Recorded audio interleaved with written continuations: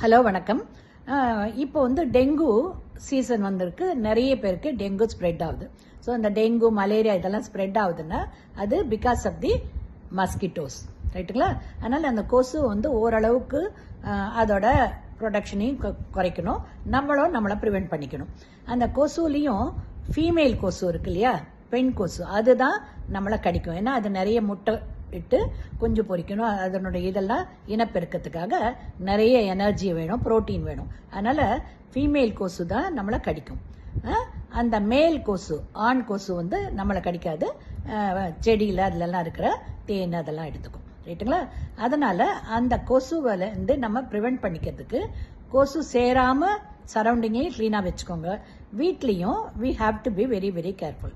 ஏன்னா அதால் ஒரு இடத்துலேருந்து இன்னொருத்தத்துக்கு அந்த நோயை பரப்புற சக்தி இருக்குது. அதனால பி கேர்ஃபுல், ரைட்டுங்களா?